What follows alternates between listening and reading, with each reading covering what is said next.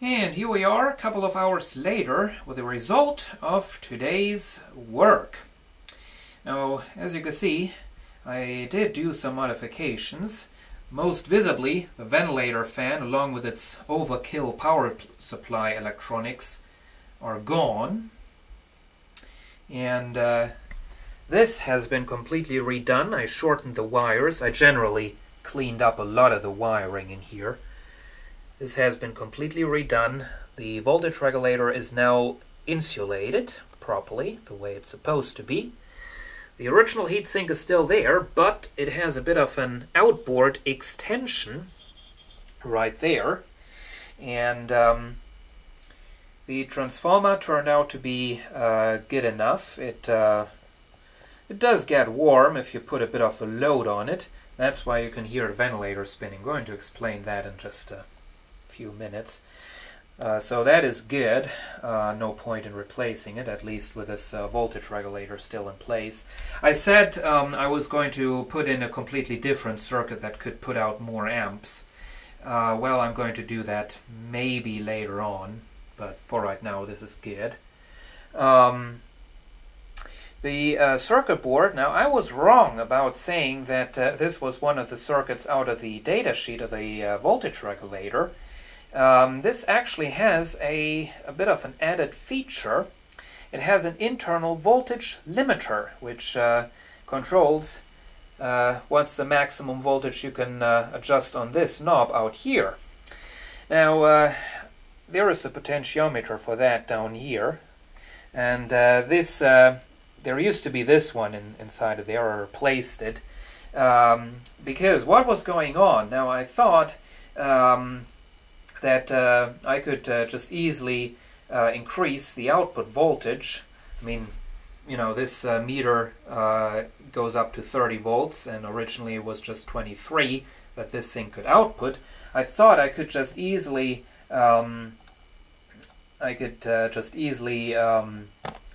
rise that voltage by using a different tap of the transformer. As I found out, the circuit was hooked up to the 20 volt rail, and this thing also has a 26 volt rail. So hooked it up to that and found out that the output voltage was still 23 volts, and this potentiometer was responsible for that. Oh, actually the other one, of course. There it is. What it is, in the center position, it's the maximum. It is the center position. It's kind of a weird setup. I don't really know how it works. But in the center position is the maximum, and as you turn it out of the center position in either direction, the output voltage becomes less. Now, as it turned out, the value of that potentiometer, the original one, was, well, wrong for this application. Because it was just limiting the voltage to that silly value, which in this application just didn't make any sense. So I first put in one that had just half of the original value, but that limited the current to like the voltage to like 10 volts. So that was the wrong direction. Now this potentiometer, the ohms on there are twice as high, the resistance, and now I can control the output voltage properly, and I got it set to a maximum output voltage of 30 volts. So it does fit this meter right there. Of course, since I haven't changed the voltage regulator, the amp meter will still only show a little over 2 amps at maximum. I can just turn this up and see it. That's as high as it'll go. And now this is a load that I'm putting on here. As you can see, I have a big heatsink with a way too small load resistor right there, which is stuck on there and also needs air cooling. I have the fan conveniently plugged into the 5 volt output, so that's quite nice. This load resistor actually gets this thing into the current limiting mode, so as you can see, the output voltage isn't as high, but you know, you get the maximum possible output current.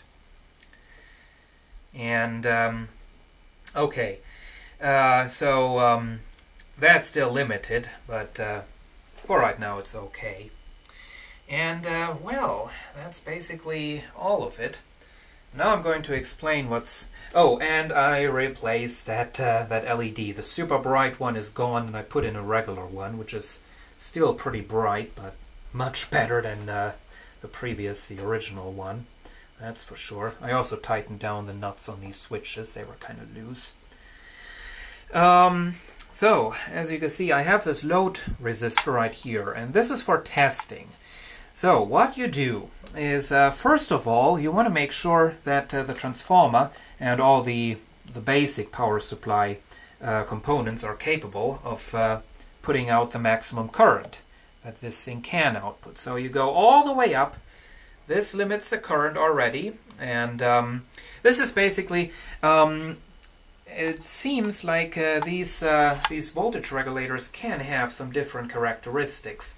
I tested another little power supply, this one up there, with a 2 ohm resistor, and with that, this voltage regulator already went into the short circuit protection mode. So that's why I thought this wouldn't output as many amps as it was supposed to.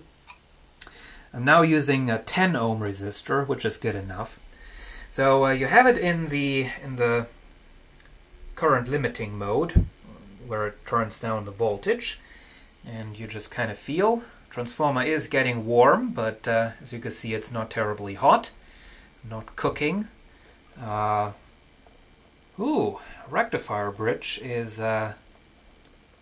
okay. I didn't try that, but rectifier bridge definitely isn't happy. I have to have a look at the current rating for that.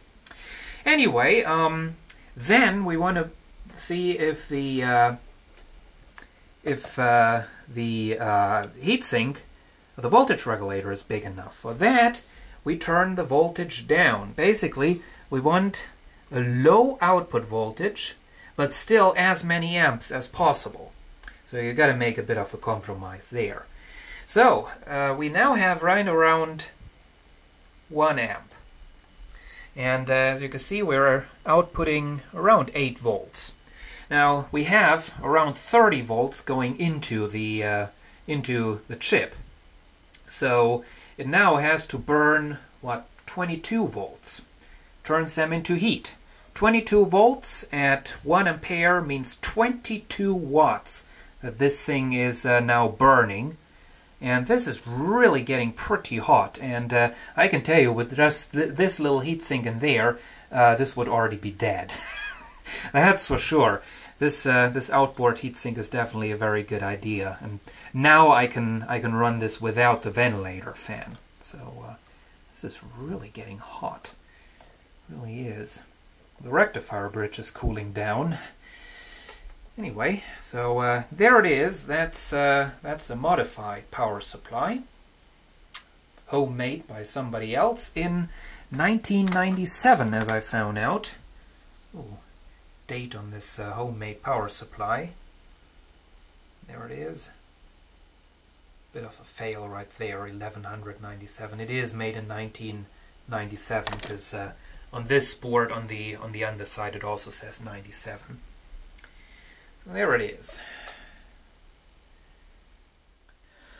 A little update. This rectifier bridge is not being overloaded. It seems like it's supposed to get that hot. It is rated for 3.3 amps. We're taking 2.2 out of there, and oh, so that should be okay.